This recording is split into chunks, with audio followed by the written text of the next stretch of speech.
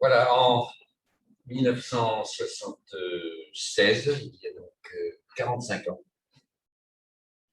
j'allais accueillir notre collègue Leonid Kluge à Marček, petite ville autrichienne à la frontière de la Tchécoslovaquie. Kluge avait été libéré du sinistre hôpital psychiatrique spécial où il avait enfermé le KGB.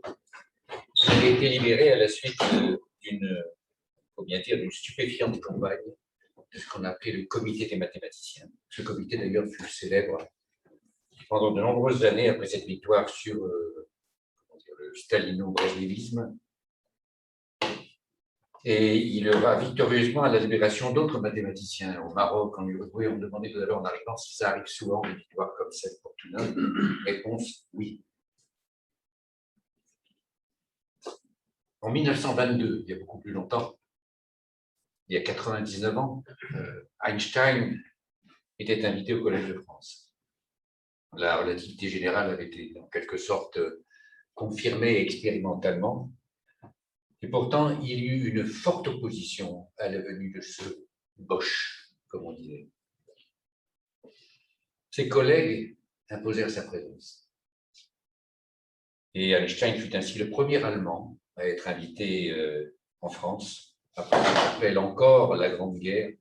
À mon sens, on devrait appeler ça la Grande Boucherie.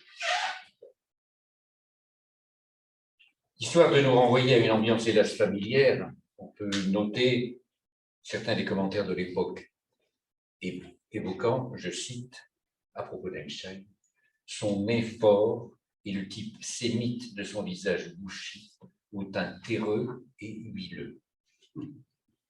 Honte.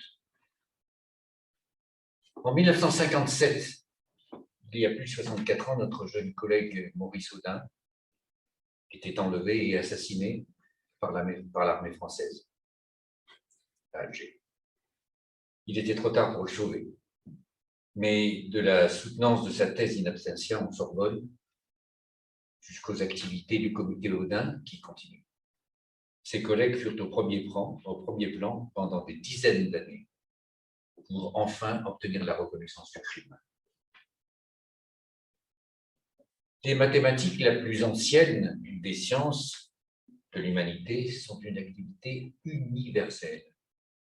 Leurs objets d'étude, leurs rêves, les intuitions qui y sont attachées, leur corpus sont les mêmes à Berkeley, Paris, Sydney, Pékin, Istanbul, Tokyo, Johannesburg, Buenos Aires, etc. Faire des mathématiques, imaginer, créer, comprendre, ne peut se faire que dans l'échange permanent, la paix et la sérénité.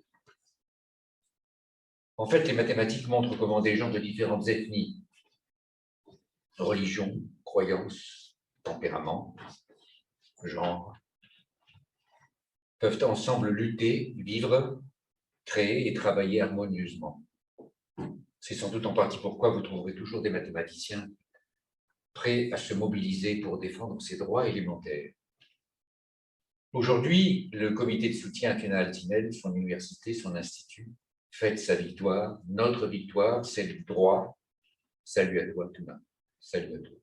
Et merci. Salut à vous, ceux du comité, et que ceux qui continuent à porter atteinte aux droits et libertés prêtent attention à cette journée. Aujourd'hui, les mathématiciens sont attentifs au sort de Betul Tambay, professeur à l'université du Bosphore, où continue le combat pour la défense des libertés. Ils sont attentifs au sort de la mathématicienne et militante égyptienne des droits de l'homme, Laïla Soueif. On est très inquiet pour le traitement subi par son fils Alaa, icône de la révolution égyptienne de 2011, détenu depuis 2019 à la prison Torah.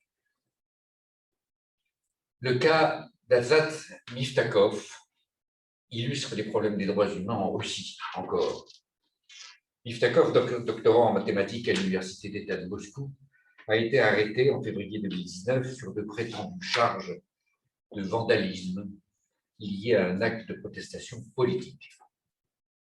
Miftakov, qui a plaidé non coupable pour ces charges, a été maintenu en détention provisoire pendant près de 2 ans, soumis à des mauvais traitements caractérisés et peut-être à de la torture. Malgré le soutien de nombreux collègues, de nombreuses organisations mathématiques et scientifiques, un tribunal de Moscou a jugé le 18 janvier 2021 que Miftakov était coupable, d'où l'illégalisme, et lui a octroyé une peine de 6 ans de prison.